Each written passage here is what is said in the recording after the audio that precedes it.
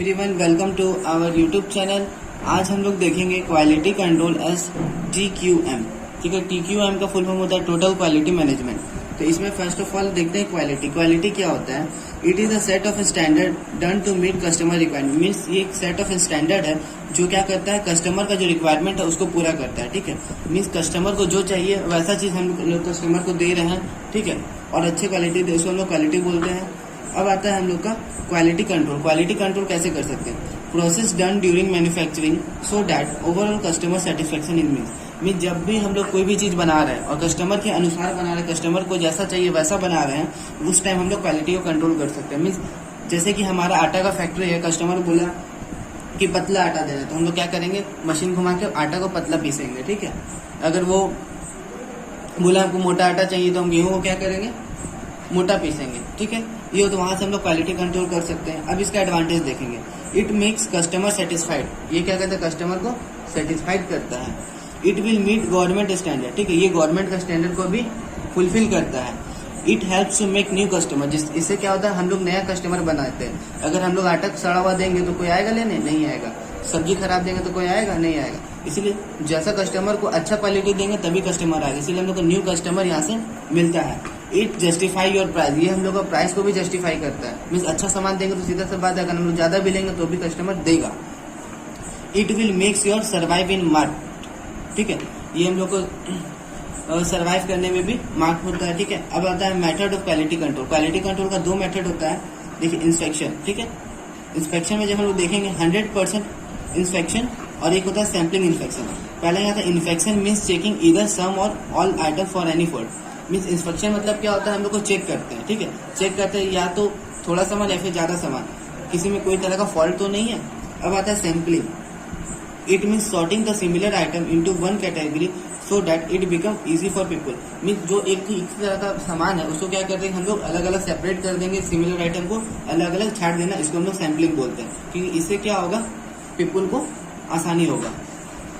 अब हम लोग देखते हैं TQM। ठीक है, total quality management, kaizen, 5S, 6 sigma, DMAIC, ये सभी वेरी वेरी इंपॉर्टेंट है, तो इसको समझेंगे। ठीक है,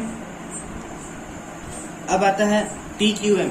क्या होता है, total quality management. It is statistical approach to produce the best product as service through constant innovation. Means ये एक तरह का स्टैटिस्टिकल अप्रोच है। ठीक है, बेस्ट प्रोडक्ट और सर्विस देने का। ठीक है, एक तरह का बेस्ट प्रोडक्ट और सर्विस देने का स्टैटिस्टिकल अप्रोच है TQM। ठीक है, ये किसके थ्रू होता है, कांस्टेंट इनोवेशन के थ्रू होता है। इसमें हम लोग का जो एलिमेंट आता है वो आता है एथिक्स। ठीक है, और एक आता है इंटीग्रिटी, ये ट्रस्ट, ये हम लोग का सारा फाउंडेशन लेवल है। ठीक है, मीन्स डेटा कलेक्शन का एक होता है। फिर एक आता है ट्रेनिंग, ये, और एक टीम वर्क, ये हम लोग का बिल्डिंग ब्रिक्स है। एक कम्युनिकेशन, ये हम लोग का बाइंडिंग ब्रिक्स है। ठीक है, अब आता है 5S। 5S को समझने के लिए आपको ये 5 वर्ड को याद रखना पड़ेगा। Sort, set in order, sort, set in order, shine और स्टैंडर्डाइज्ड और एक सस्टेन। ठीक है, सबको एक एक करके देखते हैं। सॉर्ट क्या होता है, choose the unstable equipment as through which are not usable. Mean जो हम लोग का अनस्टेबल इक्विपमेंट है, अनयूजेबल, जिसका हम लोग कोई काम नहीं है, उसको क्या कर देंगे, हम लोग हटाएंगे, फेंक देंगे या फिर कहीं साइड कर देंगे। ठीक है, ये इसको हम लोग बोलते हैं शॉर्ट। शॉर्ट में हम लोग आता है जो हम लोग काम करेंगे उसको हटा देना। अब आता है set in order. Sequence should be followed that is order of using fix. Means हम लोग सीक्वेंस में सारा सामान को रखेंगे। सीक्वेंस का यहाँ पे काम होता है, इसी को हम लोग बोलते हैं सेट इन ऑर्डर। अब हम लोग आता है शाइन। ठीक है, शाइन मीन्स जो जहाँ पे हम लोग को जो भी वर्किंग कंडीशन है वहाँ पे जो हम लोग मशीन में काम कर रहे हैं, काम करने के बाद लास्ट में हम लोग को वहाँ पे जगह को साफ सफाई कर देना है, इसको हम लोग बोलते हैं शाइन। इसी ये हो गया first sort, set in order, shine. अब दो और बचा है, एक आता है standardise. Standardise means cleaning must be up to standard. Means जो साफ सुथरा करेंगे बहुत ही एक स्टैंडर्ड लेवल पे करेंगे। ये नहीं कि जो साफ सफाई किए थोड़ा सा किए और आधा जगह छोड़ दिए। करना है तो पूरा जगह करेंगे और अच्छे से करेंगे। ठीक है, और सस्टेन मीन जो हम अगर जो चीज हम लोग अच्छे से कर रहे हैं तो ऐसा नहीं कि आज कर दिए फिर अब 1 महीना बाद करेंगे, 1 साल बाद करेंगे। मीन्स अब उसको डेली करना है। ठीक है, डेली करना है या फिर वीक बाय वीक करना है, इसको बोलते हैं sustain. Means keeping doing all item from 1 to 5। अब हम लोग का जो नेक्स्ट आता है 6 सिग्मा। क्या होता है 6 सिग्मा, वो देखते हैं। देखिए, ये 6 सिग्मा मीन्स -3, -2, -1 मीन्स 3 माइनस और 3 प्लस, ठीक है। ये मीन सिग्मा मतलब क्या होता है, deviation from mean value. Mean value से जो डेविएशन होता है उसको हम लोग सिग्मा बोलते हैं, ठीक है। Here if we are expected to get some average value but at the end we get either of the value that is 3 plus और 3 minus value, still we are on our average value, it means our focus should be to achieve 6 sigma। Means हम लोग का यहाँ पे आप समझना है कि आपका जो टारगेट है वो 2000 है, ठीक है। आपका जो टारगेट है वो 2000 आपका टारगेट है, ठीक है।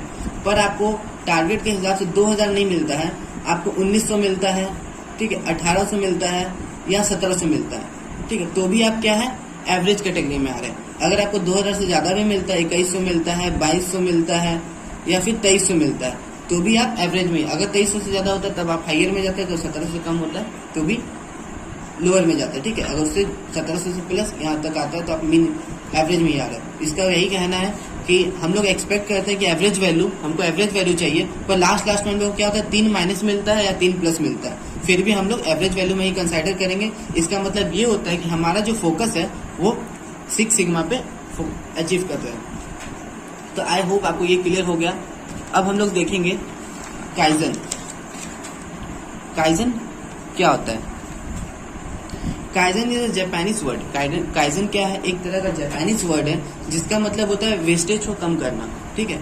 जो भी हम लोग का फालतू वेस्टेज है उसको कम करना और वैल्यू को बढ़ाना। काइजन एक जापानीज वर्ड है जिसका मतलब होता है वेस्टेज को कम करना और वैल्यू को बढ़ाना। Wastage is described as item that adds on cost but not value. Wastage को हम लोग एक तरह का आइटम की तरह ही कैटेगराइज करते हैं पर वैल्यू पे नहीं जोड़ते।